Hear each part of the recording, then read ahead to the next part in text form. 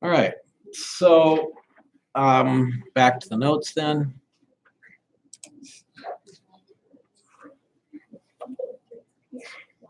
What is the actual description of the p-value?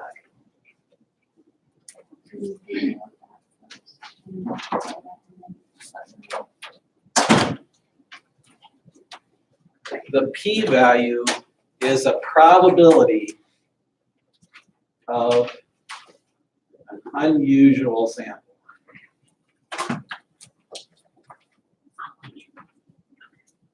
So we're saying, how likely is it for a sample to be way out here?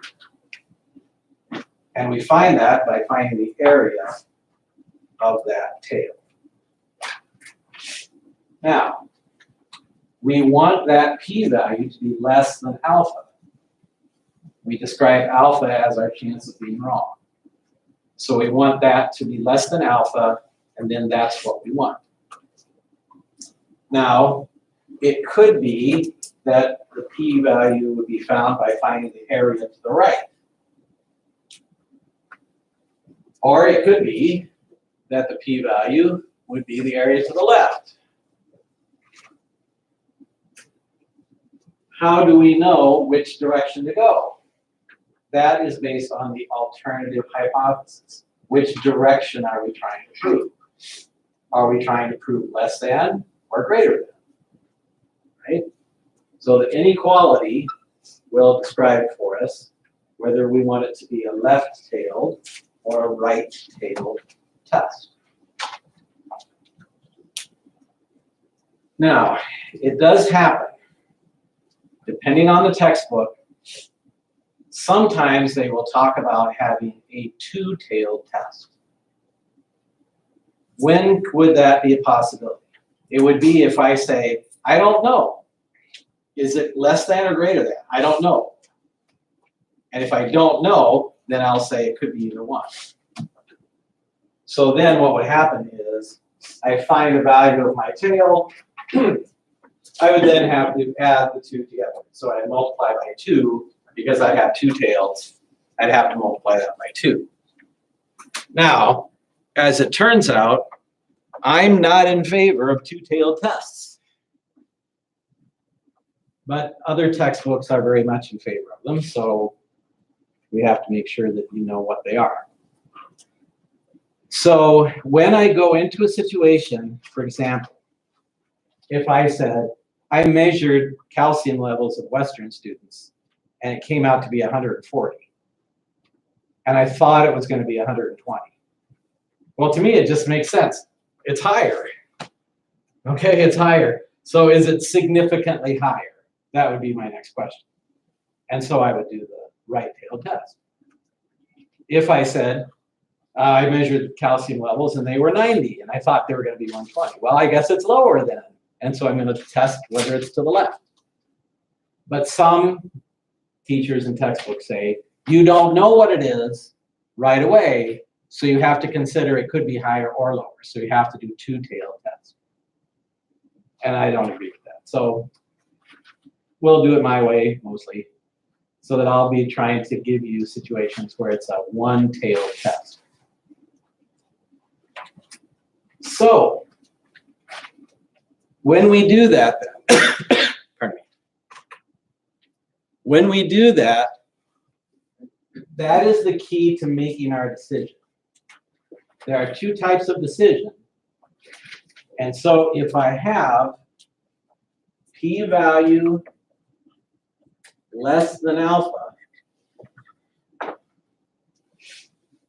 then the way that we say it in statistics words, we reject the null hypothesis. I reject H sub 0, which is the null hypothesis. Many people get lost right here because we have the word reject. When we reject, it's not bad, it's actually our goal. That's what we want. What are we rejecting? We're rejecting the standard number because we're proving the alternative. We're proving that something is different. What do I want to prove? I want to prove that there is a difference. In order to prove a difference, I have to reject the standard number that I was given. So I reject the null hypothesis. And what happens, and it turns into kind of a, I don't know, it's a thing. It's a thing for me to do from here on out. Whenever anybody answers a question, they say, reject it. And I say, no, that's not right. It's not that you reject it. You reject the null hypothesis. You're not rejecting the problem. You're not rejecting the idea of statistics. You're not rejecting your neighbor. You're rejecting the null hypothesis. And when you reject the null hypothesis, you prove the alternative, which is what you want. So rejecting the null is our goal so that we can prove the difference. So that's one problem. But then what happens on the other side? If the p-value is greater than alpha, technically greater than or equal to alpha, then we do not reject the null hypothesis.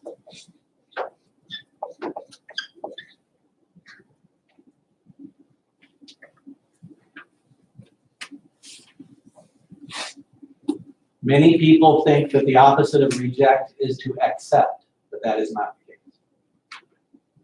The opposite of reject is do not reject. I didn't make the rules here, but these are the rules. Okay, you reject or you do not reject. What that means is we're not able to make a decision. It could be that the sample is a random fluctuation, but we don't know. It could be that it was just a little bit of a fluke that we got the answer that we did, but we really don't know the answer. There is not enough evidence to prove a difference. And that's all we can say. I don't have evidence to prove a difference.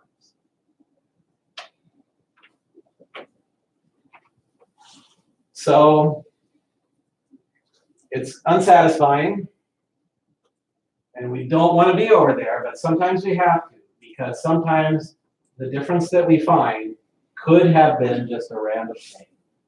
And so we really don't know what's happening. What we like is that if the difference between what we were expecting, if there's enough of a difference there, then we can say it is significant. There is evidence to prove the inequality greater than or whatever it is. Okay. Now, all of this, remember, is talking about the population. We're asking the question, is my population different from what I was given? And so then my conclusion then would be to say my population is high or low or whatever. All right, so now we're going to do an example. So let's say that I have cat ownership in the USA at 30%. And I've actually looked at that a little bit, and I think it's true. That if you say how many people in the United States, how many people would say, yes, I have a cat? It would be 30%. So let's say I do a survey at Western, and I get 40 out of 100.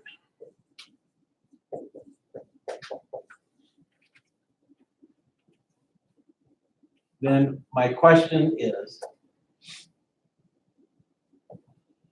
can I prove that Western Technical College population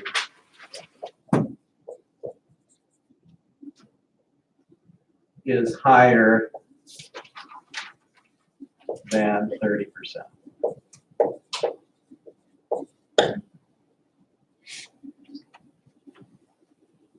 I know the sample is higher than 30%. That's not a problem. But can I prove that the entire Western population has a higher level of cat ownership than 30%? I only talked to 100 people. But if these people have been randomly chosen from all the people at Western, then I want to find out if this applies to the entire population of Western. Are they cat-loving people?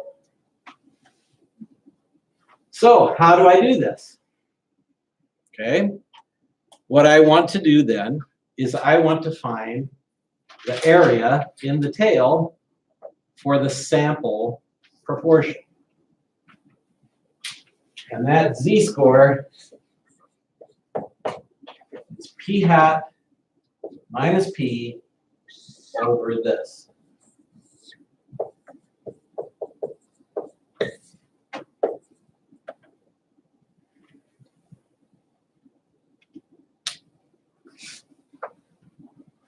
So this formula then is going to be telling me what my z-score is for that particular sample. And then once I find that z-score, then I find the area of the tail, and that will tell me my p-test. Hopefully you kind of recognize this z-score calculation.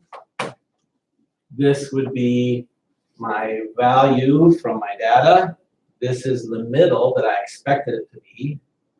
And then this is the standard deviation of that sample proportion.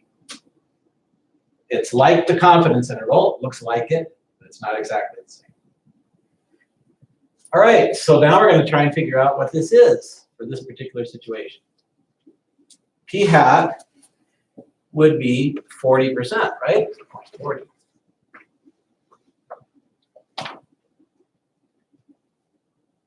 What is the P that we have here?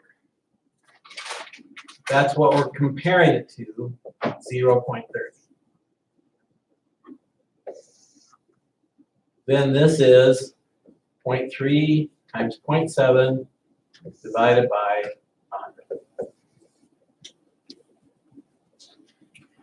100. So I want to know what that number is.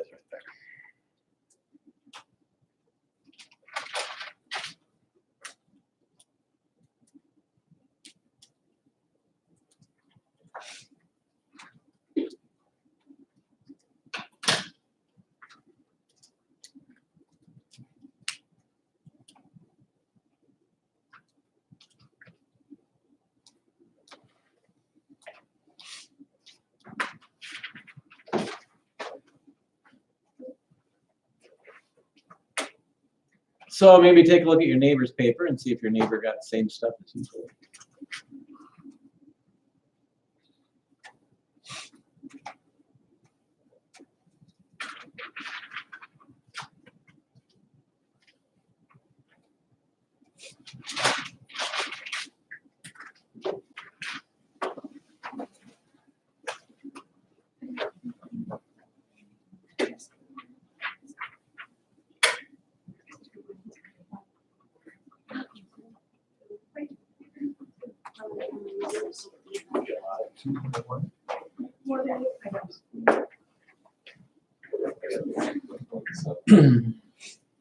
Now, if we're thinking about doing this with z-scores, then we're going to have to look at our z-table, right? So that'll tell us what kinds of rounding we probably want to do. If we look at our z-table, it goes to the hundredths place. So that's what we're going to do. Lucas, what'd you get? For the z-score? Or for Yeah, for the z-score, yes. 2.18. 2.18, that's correct. All right, any questions about this number, 2.18? I got something really different. I don't know how. Okay, so when you take 0.40 minus 0.30, that would be 0.10 on top. Okay. If you take 0.3 times 0.7 divided by 100 and then take the square root of that. I got 0.05. So if I take 0.3 times 0.7 divided by 100 and the square root, it's 0.04583.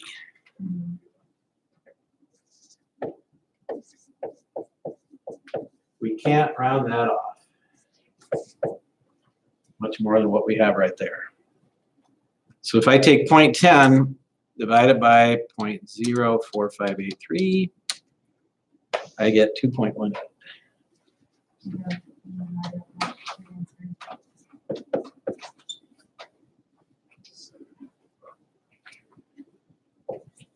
So when we're going through a process of calculation, we want like 4 digits that are not 0. Okay, so this has a 0 and this has a 0. I want the next 4 digits here, so that when I do the calculation, I'll get this number to come out accurate.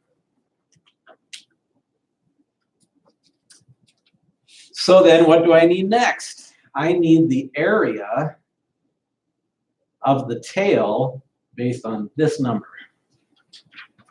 So I'm going to look on my z-score table, but I have to recognize that I'm looking at something higher than, so that's a right tail test. 2.18 is that number right there. And the quick way to do it is to look at the negative number because it's the same, just flipped around the other direction.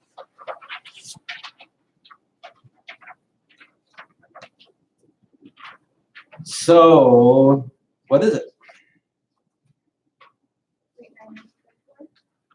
And then if I subtract that from 1, I would get the right tail.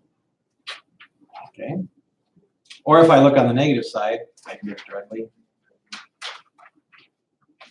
So why we look at the negative side right now? Because it's Because if I found the left tail for negative 2.18, that's the same as the right tail for positive 2.18.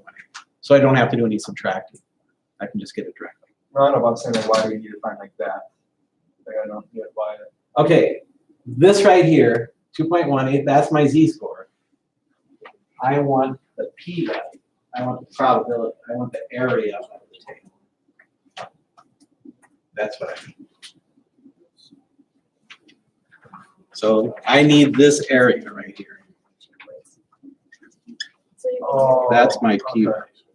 I got it now. Okay.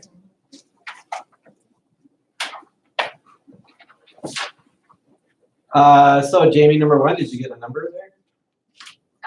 Yeah. 0.0146. Yep. So this is 0.0146.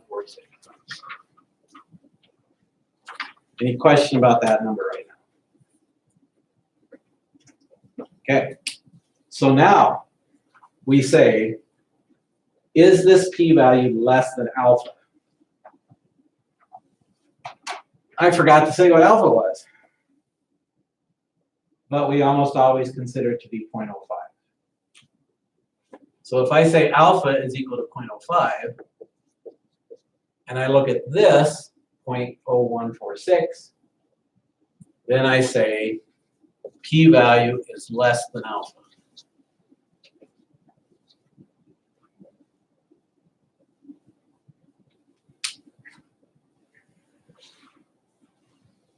So that's the process that we want to get to in order to make a decision. Now we're going to say, what is the decision? Okay, we went through the math, we figured all the calculation to get to this point, and now we have to say, what is the decision that we are making? So the null hypothesis, H sub 0, is telling us something about the standard number. So in this case, it would be P is equal to 30%. This is the number that we're comparing. But this little p right here, this is my Western Technical College proportion.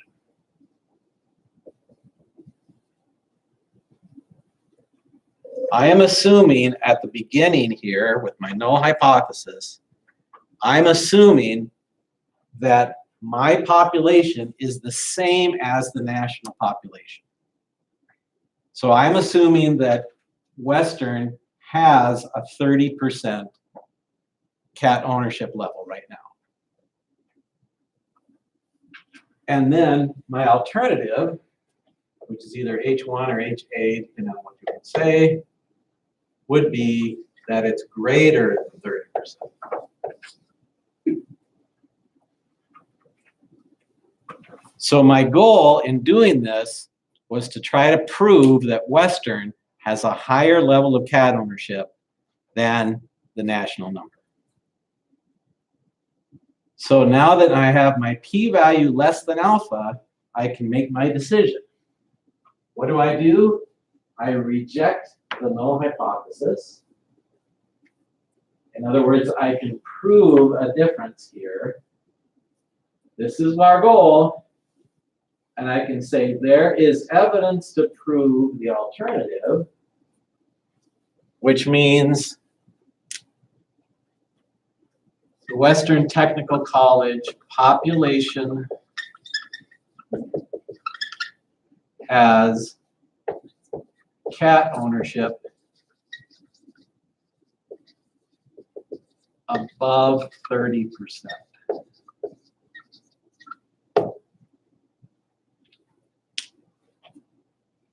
I can say that. I have proven that with 95% confidence. I can't prove it absolutely, but 95%. Question? So right there, when your looks on the alpha is 0.05, most of the time you put p-value is less than alpha. Yes. And over there, where you said p-value is less than alpha, you said by reject. So wouldn't we reject this? We reject what? We reject the null hypothesis. The null hypothesis was that it was equal to 30. I reject that it's equal to 30. So I prove it's greater than 30. When we say reject, we're talking about this Okay. statement, which I no longer believe. I do not believe that Western has a 30% cat ownership. I believe it's larger than 30%. Is the null always going to be p equals? Yes.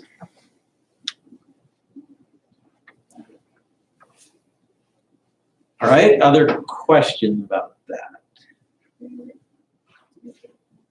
Greater than 30%, like from the formula. I'm sorry, what? Where do you get that it's greater than 30% from the formula? Okay, I'm not getting the greater than 30% from the formula.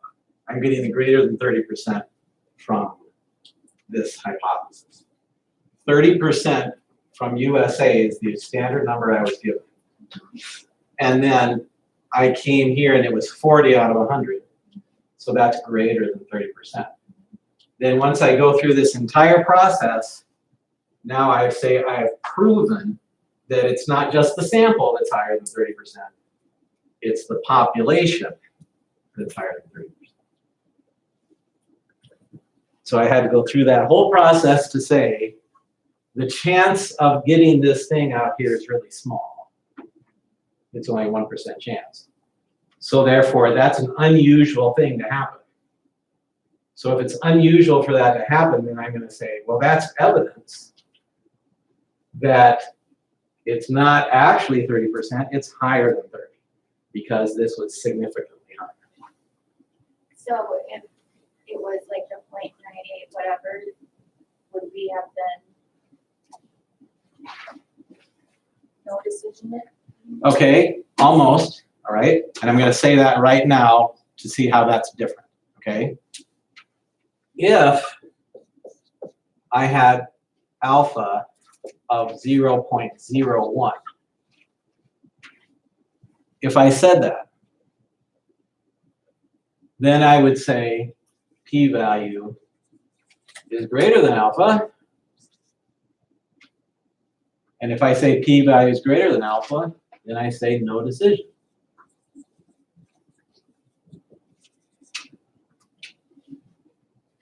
Do not reject the null hypothesis. There is not enough evidence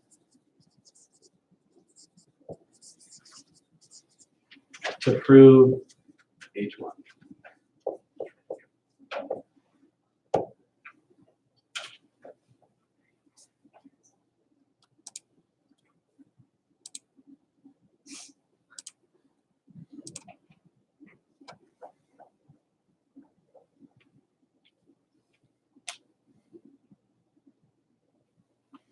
So I need to move my camera over to get some of that here, I think.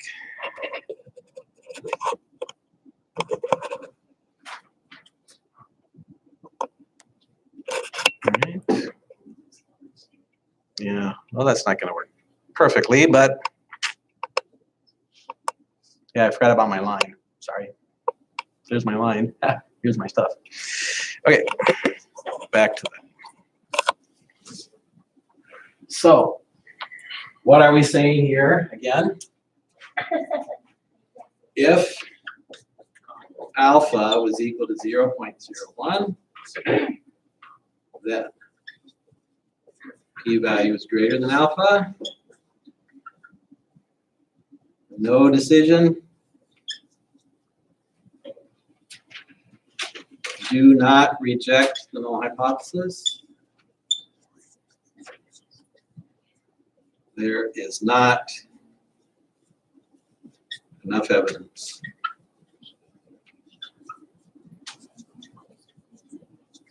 to prove the alternative.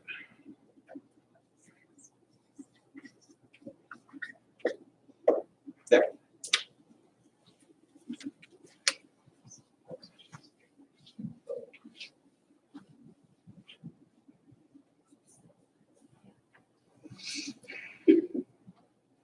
So all of this does depend on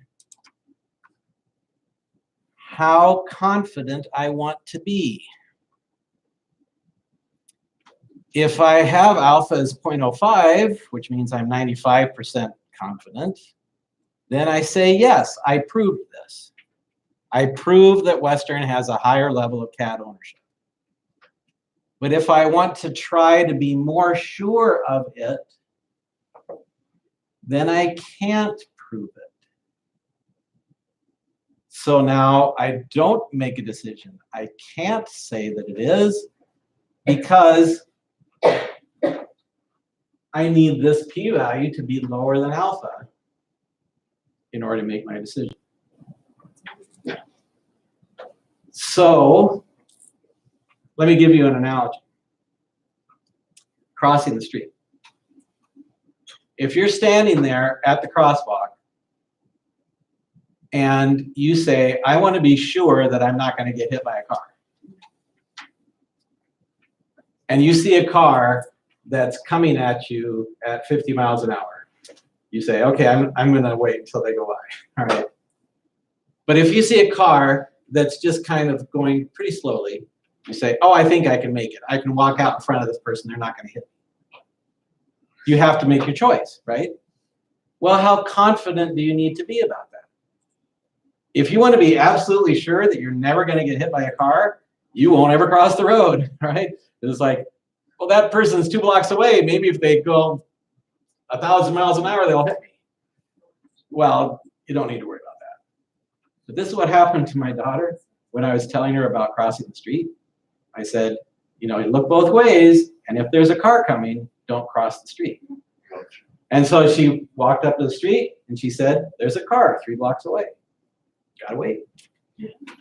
Because Dad said, if there's a car coming, don't cross. So there we sit. No, honey, here, let me pull you across the street now, because what I meant was, if there's a car coming and it's close enough that you're in danger, then you don't cross the street. So that's the idea. You have to balance how sure do you want to be versus are you able to make a decision. If you try to be too sure about this, you're not going to decide. So then, when you look at an actual research paper, they will put on the research paper what the p-value is. And then you get to figure out whether it's low enough or not. So then, that's what this whole process is. All right. So let's do another.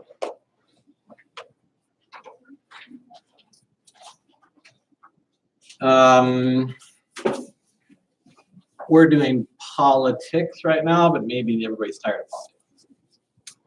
politics.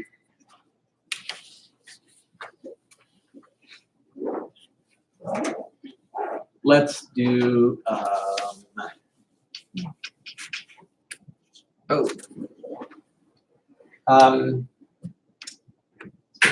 let's ask,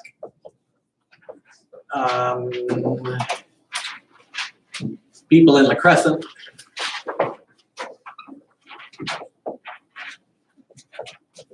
Did you have physical in the past 12 months?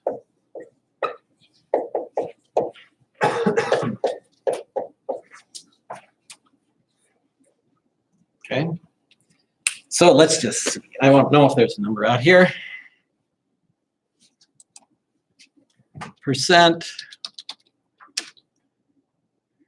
had a physical exam past 12 months.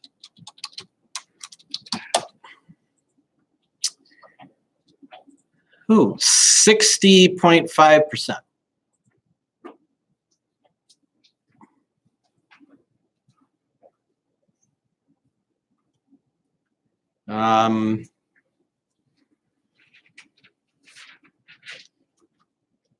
So yeah, do we have that somewhere real? That was from 1975, so maybe.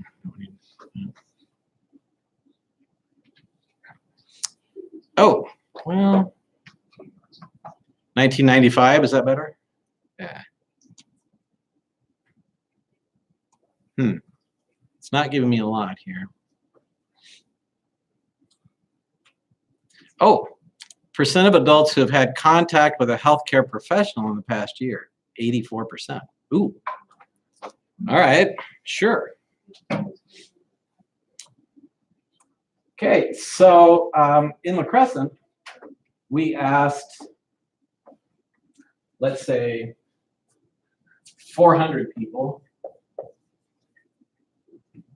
and the number came out to be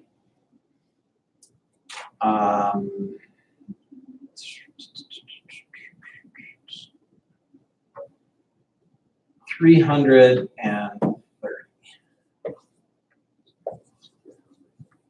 That's the people who said yes? Yep. So there are 400 people, 330 said yes. So I want to try to figure out what that means.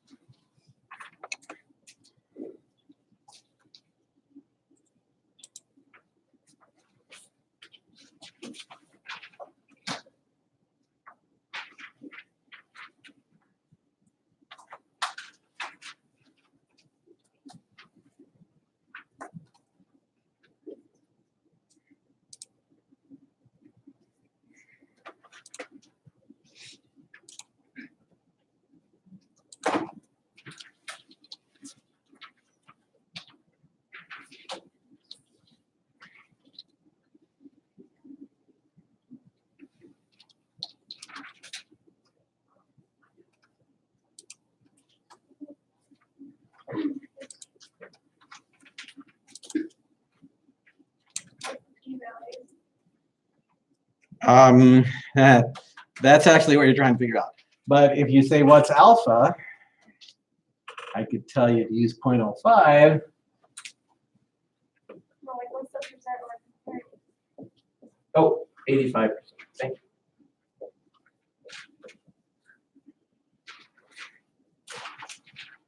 So 85% is our national.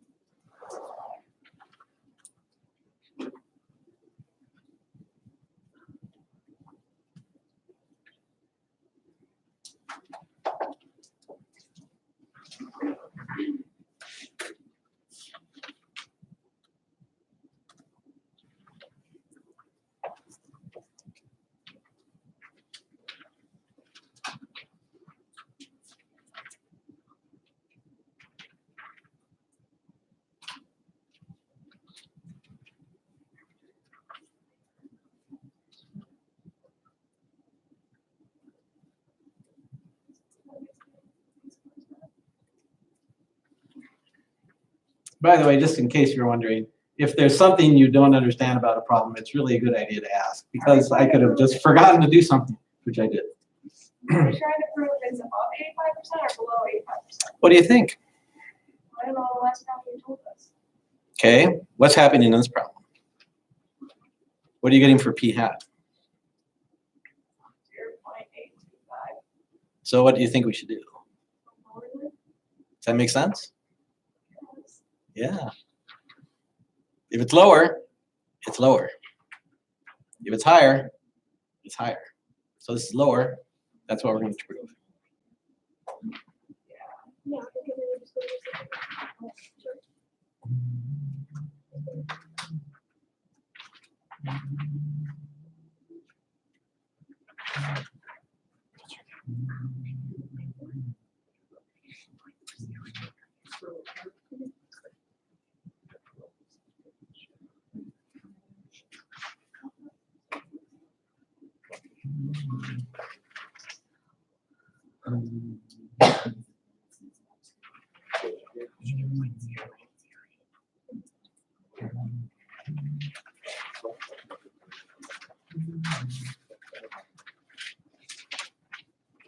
So yes, it might be reasonable for you to ask your neighbor or talk to your neighbor or find out what your neighbor is doing to see if it's the same as what you I do. got 0.08.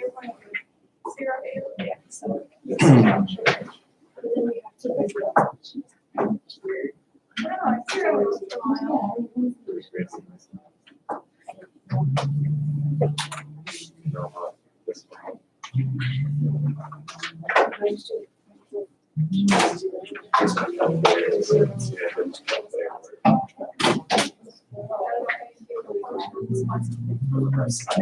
After class, can I help on this? Sure.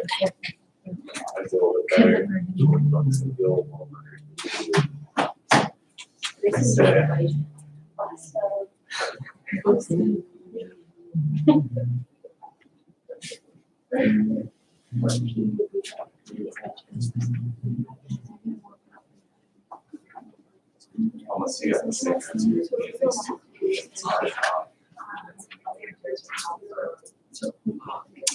Caitlin, you have a number for Z? Negative 1.4. Negative 1.4.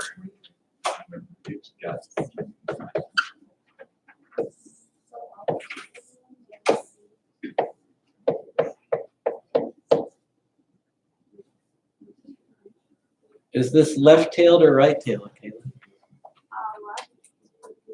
Yes, it is. This is on the left. Yeah. So it's left tail. So I want this right there. You got a number for that, Caitlin? 0.0808. 0.0808. That's my p value.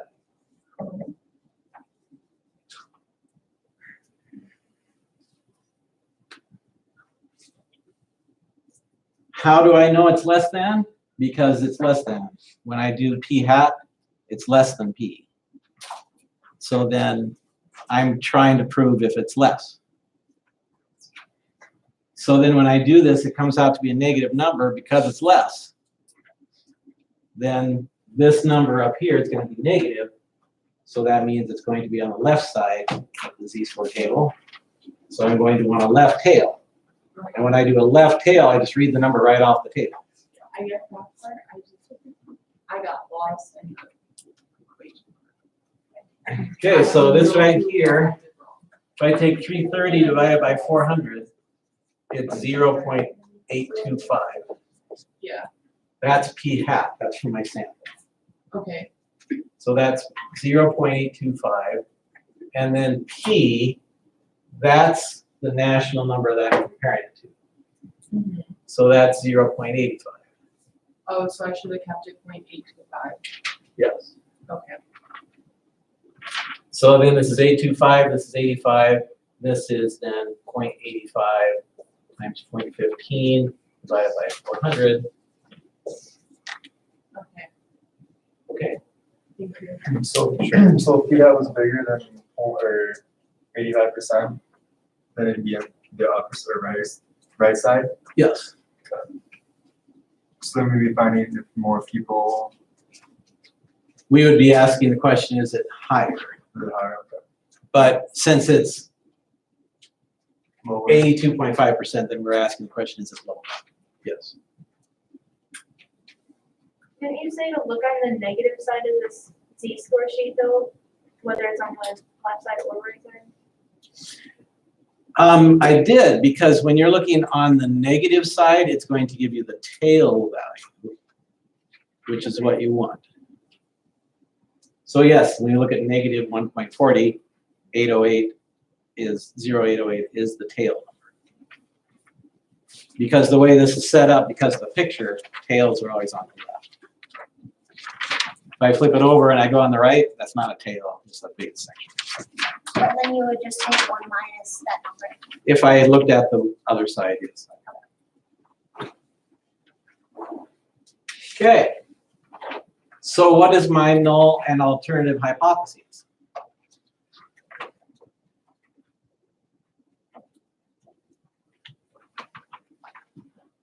Michelle, can you tell me what you think the null and alternative hypotheses are going to be? Okay. Carly, can you tell me what you think the null and alternative hypotheses would be? Okay. Jessica, can you tell me what the null and alternative hypotheses would be? Brittany? Okay, Nicole? We're going like P equals 0.85. This would be P equals 0.85, and then the alternative? P is less than 0.85. P is less than 0.85. Okay. So the number that we have there in the null hypothesis is always based on what is the standard number that we are comparing it to. We are comparing it to the national number, which is 85%. And then when we do our sample, it comes out lower. So then we say, can I prove that it is significantly lower? And so then I'm looking at a left tail test, so it's less than. So now,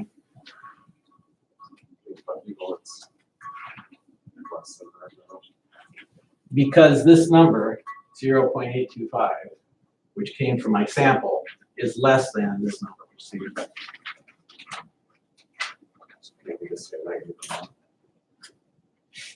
I mean, how you asked me the question, how do I know it's less than? In here. Okay, we're not done yet. No, we don't have our final answer. Right now, we're just saying, what is the direction that we're trying to prove?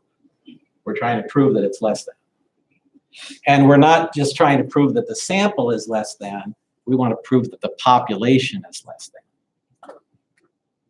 I know my sample number is 82.5, but I don't know if I can prove that the population of La Crescent is less than 85%. My sample certainly is, but can I prove that the population is? So that's what I need to do next, is to do that comparison. Okay. So Madison, can you tell me how the p-value is compared to alpha in this situation? It would be greater than, It would be. because you're using the 0.05, right? I am. So the p-value is greater than alpha.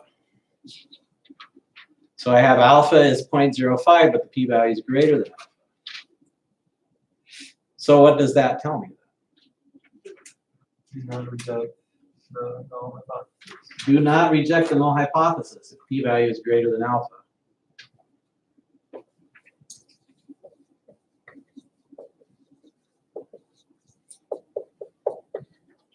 What does that also mean? There's not enough evidence There is not enough evidence for what? to prove. What does that stand for? H1. That.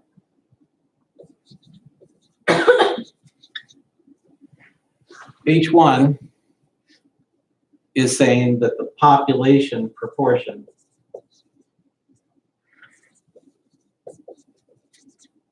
is less than 85%.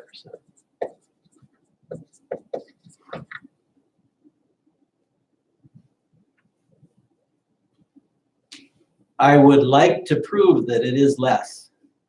I would like to prove that it is significantly less, but I cannot. There is not enough evidence to prove that the population proportion of people in the Crescent having a physical is less than 85%.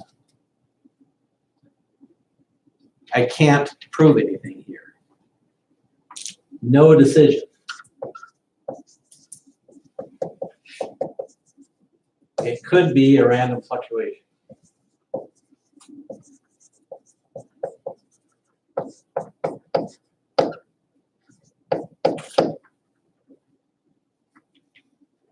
Is the number less than 85% from my sample? Yes, it is. But it is not significant because it could just be based on the fact that I'm taking samples. I know samples can move higher or lower.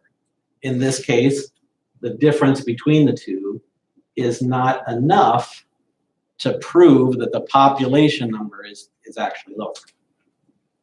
I don't have enough evidence for that. As long as alpha is 0.05, then I make this decision.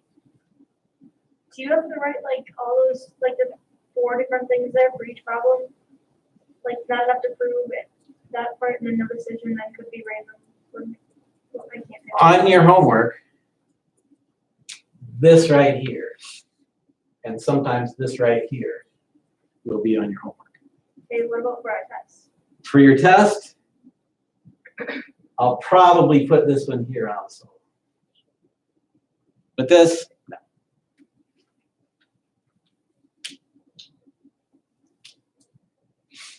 So that on the test, what will happen is that you'll have a p-value and an alpha. And I will say to you, what do you do? I will say p-value is 0.08, alpha is 0.05. What decision do you make? Do not reject the null hypothesis. There's not enough evidence to prove that the population proportion is less than 85%. No decision. That would be the answer to that question. All right, any other question about this currently right now? What happens if I say alpha is 0.10?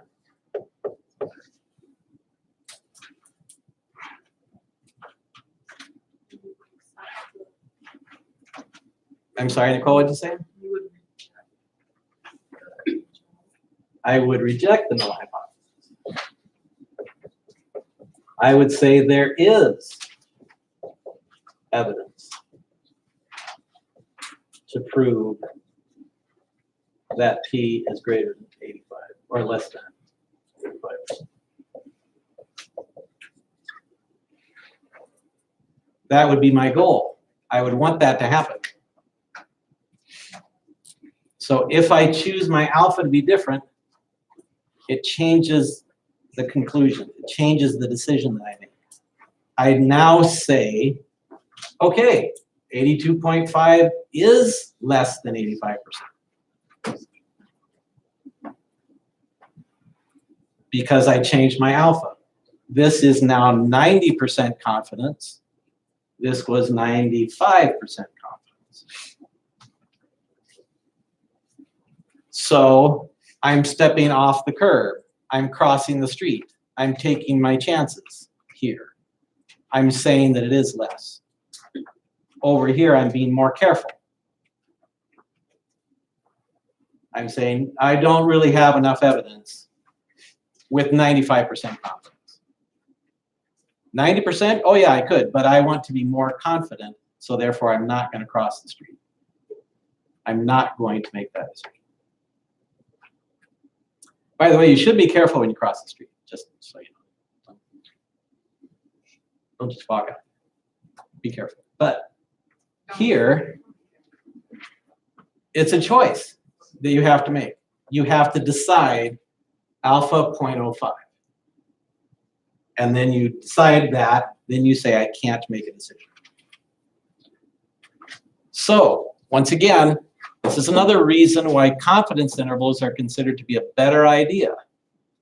When I make a confidence interval for this, then I would actually know what is the value of the population between two different numbers. And then it's not this whole, well, is it or isn't it? The only trouble with that is I have to decide my confidence interval, right? I have to say it's 95% or 99% or whatever else. So you can't really get around the problem. Anytime you do any statistical measurement, you have to decide how confident do I want to be about it. And you take a risk of being wrong. That's just the way it is. All right, so I think that's probably enough for today. And I have that homework out there posted for you.